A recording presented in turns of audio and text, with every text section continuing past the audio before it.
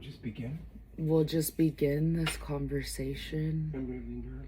So last week you said you wanted to change your relationship to sugar. Yes, I want to change my relationship with sugar. And I asked you, do you have a place you want to end up and what that would look like? Because just to say you want to give up sugar, there's got to be health reasons that you're experiencing now that made you want to make this choice. So how are you thinking about that? The things that have led me to wanting to let go of sugar has been my energy, the fact that the cravings has gotten worse, the fact that I can't go to bed until I feel content that I've had sugar before going to bed. Do you think that interrupts your sleep and that interrupts feeling satisfied before I go to sleep? Like sometimes if I don't have sugar, if I don't eat, I'm laying in bed tossing and turning and thinking about it. Wow. Or I just can't sleep, or if I can't sleep, then I'll go and get something to eat. It's like that feeling in my stomach. I don't know if it has to ultimately do with just having sugar or just having something in my stomach, but I know that my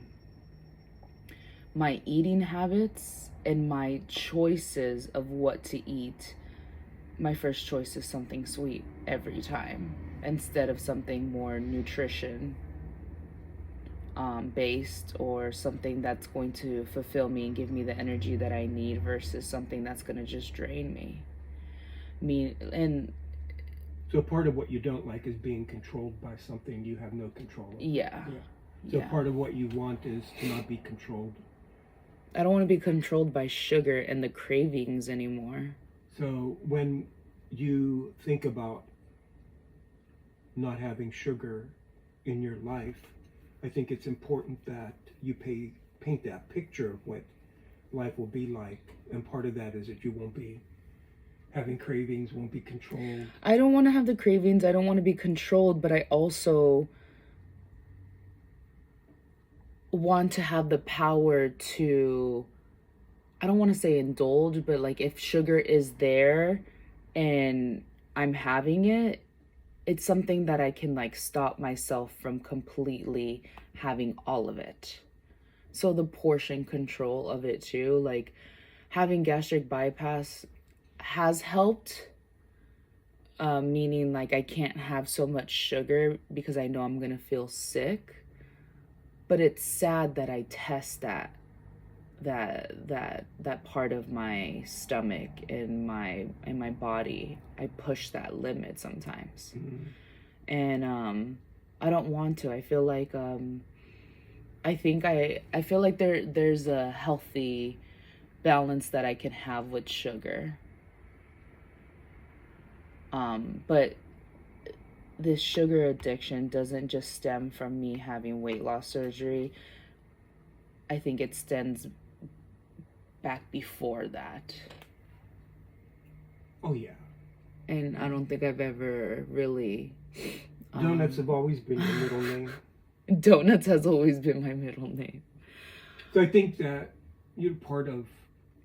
So when you think about this, is it daunting, like huge? It is, because I know I'm going to have to change my thinking. I'm going to have to change my lifestyle. I'm going to have to really just be strong-minded when those triggers of wanting sugar or those cravings come in, because I will go to the grocery store and try to not buy anything sweet. And then when I get home and I have those cravings at night, I'm going through my pantry. I'm going through everything just to find something that will satisfy that craving. And that's, one of the things, the next step would be to get a clear picture of where you are reality-wise. Like, How many times a day? How many times a week? How many times a day? Yeah, so that I let's don't- do that for the next time you talk. Let people see Yeah, that you when you make the choice, but make the choice to continue doing it. yeah. So you want in a year to not have this beast control you. Yeah, I don't want to have the addiction. Okay. Well, let's look at reality this week then. Well, this is going to be fun. No. Well, one thing I do know, Ashley, is when you put your mind to something. Yeah. Yeah.